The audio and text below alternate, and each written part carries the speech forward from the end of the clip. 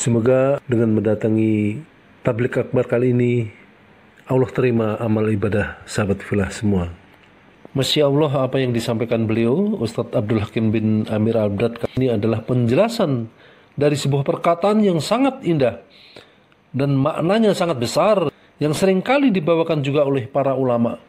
Al-Imam Asy-Syafi'i rahimahullah bersama ulama yang mengikuti dari kalangan mazhab Syafi'i telah mengeluarkan sebuah hukum dan keputusan yang menyatakan bahwa khairun nas qarni tsumma alladzi yalunahum tsumma alladzi yalunahum.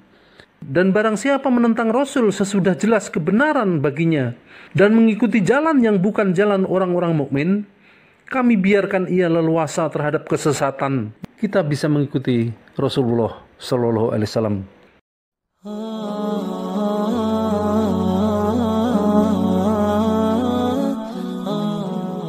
Bismillah, Assalamualaikum warahmatullahi wabarakatuh. Alhamdulillah, wassalatu wassalamu ala rasulillah. Ini adalah suasana tablik akbar sahabat filah. Betapa antusias jamaah mendatangi tablik akbar di Masjid Al-Barkah Cilengsi. Tablik akbar berjudul Laukana Khairan Lasabakuna Ilaih, yang disampaikan oleh Al-Ustadz Abdul Hakim bin Amir Abdad Hafizahullah. Semoga dengan mendatangi tablik akbar kali ini, Allah terima amal ibadah sahabat filah semua. Masya Allah, apa yang disampaikan beliau, Ustadz Abdul Hakim bin Amir Abdad, ini adalah penjelasan dari sebuah perkataan yang sangat indah dan maknanya sangat besar, yang seringkali dibawakan juga oleh para ulama, baik secara lisan maupun tulisan, yaitu laukana khairan lasabakuna ilaihi. Kalau sekiranya perbuatan itu baik, tentulah para sahabat telah mendahului kita dalam mengamalkannya.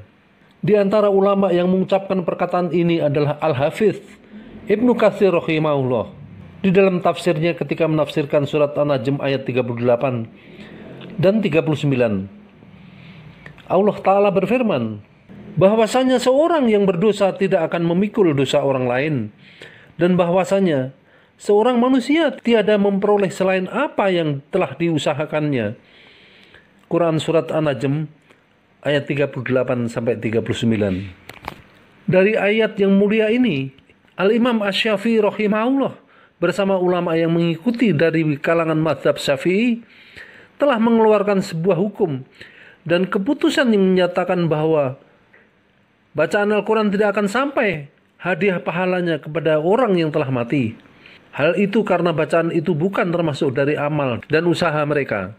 Oleh karena itu pula Rasulullah Shallallahu Alaihi Wasallam tidak pernah mensyariatkan umatnya untuk menghadiahkan bacaan Al-Quran kepada orang yang telah mati, dan tidak pula pernah menggemakannya atau memberikan petunjuk kepada mereka, baik itu dengan nas dalil secara langsung maupun dengan isyarat. Dan tidak pernah dinukil dari seorang pun di antara para sahabat bahwa mereka pernah mengirimkan bacaan Al-Quran kepada orang yang telah mati.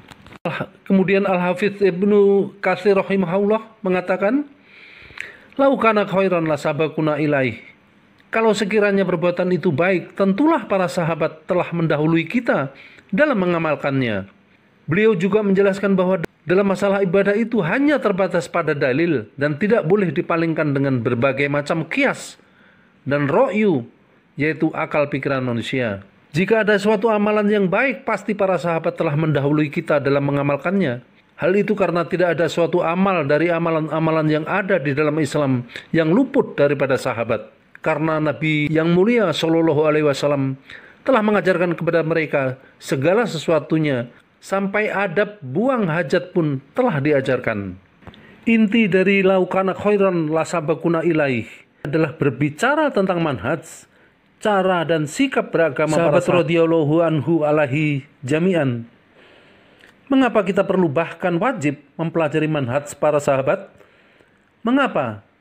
Khususnya pada hari ini, zaman ini. Maka beliau mempunyai beberapa jawaban. Pertama, sebagian kalau tidak mau dikatakan sebagian besar, cara beragama kita tidak mengikuti cara beragama para sahabat, yakni kita hanya sekedar mengenal sahabat dari nama dan sedikit riwayat hidup mereka. kehidupan keagamaan mereka, cara beragama mereka, bagaimana mereka beragama Islam. Karena cara beragama kita yang salah, kalau kita tidak mau dikatakan sangat salah. Misalnya, kita beragama Islam mengikuti kebanyakan orang, ikut-ikutan semata, taklid buta. Apa yang biasa dikerjakan oleh kaum kita, kita ikuti. Dan pada hakikatnya kita tidak tahu itu dari Islam atau bukan dari Islam. Bahkan tidak ada asal-usulnya dari Islam.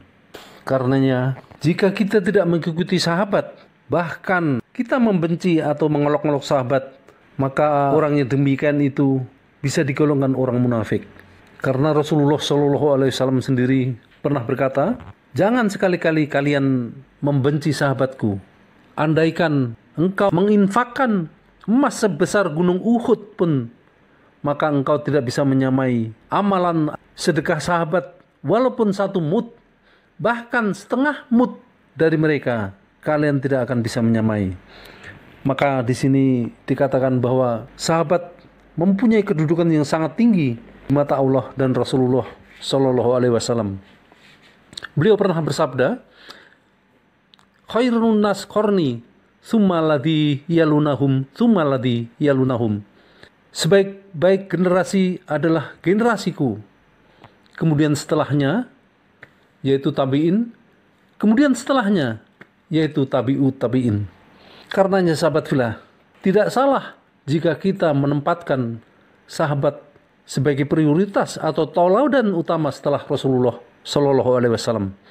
Bahkan pendeta Nasrani pun pernah berkata, ketika Umar menaklukkan di wilayah Syam, di Baitul Maqdis, pendeta mengatakan, wallahi, sahabat Rasulullah mereka lebih baik daripada Hawariyun yang mendampingi Isa ibnu Maryam alaihi salam. Beliau Ustadz Abdul Hakim bin Amir Abdad juga menyampaikan, jika kita mengikuti Rasulullah SAW, tentu kita harus mengikuti murid-muridnya, karena muridnya adalah sahabat.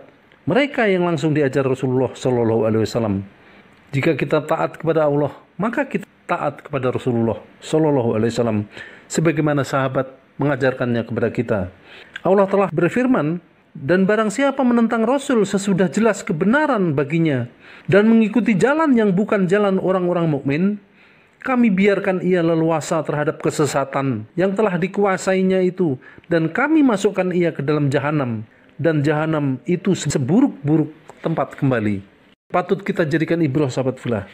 Ketika Allah dan Rasulnya sudah menetapkan hukum, maka para sahabat taslim, mereka berserah diri.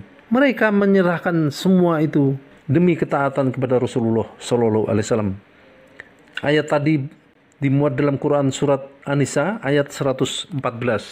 Banyak dari saudara kita sesama muslim, mereka beragama Islam namun akidahnya jauh dari apa yang diajarkan sahabat Rasulullah SAW. Ketika ditanya aina Allah, di mana Allah? Mereka mengatakan Allah berada di mana-mana. Mereka menakwilkan ayat-ayat Allah dengan tafsir-tafsir mereka sendiri atau dengan akal logika mereka sendiri. Pernah di zaman Rasulullah SAW kisah seorang budak yang dimerdekakan oleh Rasulullah SAW karena akidahnya. Sebagaimana akidah ahli sunnah wal jamaah bahwa Allah berada di atas langit, sebagaimana kisah seorang budak wanita yang pernah ditanya Rasulullah SAW. Hadis ini diriwayatkan Imam Muslim dari Muawiyah bin Hakam As-Sulami radhiyallahu anhu berkata, aku mempunyai seorang budak wanita yang menggembalakan kambingku ke arah gunung Uhud dan Jawaniyah. Pada suatu hari aku memantaunya. Tiba-tiba ada seekor serigala yang membawa lari seekor kambing yang digembalakan budakku itu. Aku sebagaimana manusia biasa pun marah sebagaimana orang lain marah melihat itu. Namun aku telah menamparnya. Lalu aku mendatangi Rasulullah SAW. Beliau pun menganggap besar apa yang telah aku lakukan. Aku berkata, wahai Rasulullah, apakah aku harus memerdekakannya? Beliau menjawab, bawalah budak wanita itu kepadaku. Aku pun membawanya kepada beliau. Lalu beliau bertanya kepada budak wanita itu, aina Allah? Di mana Allah? Ia menjawab, fisama, di atas langit. Beliau bertanya lagi, siapakah aku? Ia menjawab, engkau adalah utusan Allah, Rasulullah. Beliau pun bersabda, bebaskanlah, sesungguhnya ia seorang wanita beriman. Masya Allah. Hadis ini diriwayatkan selain Muslim, juga diriwayatkan oleh Ahmad 5/447, Ibnu Abi Syaibah dalam Al-Musannaf 11 ayat 19-20. Telah jelas sahabat fillah bahwa akidah Ahlussunnah wal Jamaah mulai Rasulullah Shallallahu Alaihi Wasallam, sahabat, tabiin, tabiut tabiin, hingga kini pengikut-pengikut beliau yang mereka mengatakan Ahlussunnah wal Jamaah tidaklah berbeda dalam akidah. Hadis ini bisa kita jadikan ibrah sahabat fillah. Jangan sampai kita terpancing dengan akidah-akidah yang menyimpang, sehingga kita selamat di dunia dan di akhirat kelak. Kita bisa mengikuti Rasulullah Shallallahu Alaihi Wasallam. Semoga ini bermanfaat. Jika yang benar itu datang dari Allah Tabaraka wa Ta'ala, namun jika ada kesalahan, itu murni kelemahan dan kebodohan diri pribadi kami sendiri. Kurang lebihnya mohon maaf. Wabillahi taufik wal hidayah. Wassalamualaikum warahmatullahi wabarakatuh. Barakallahu fikum.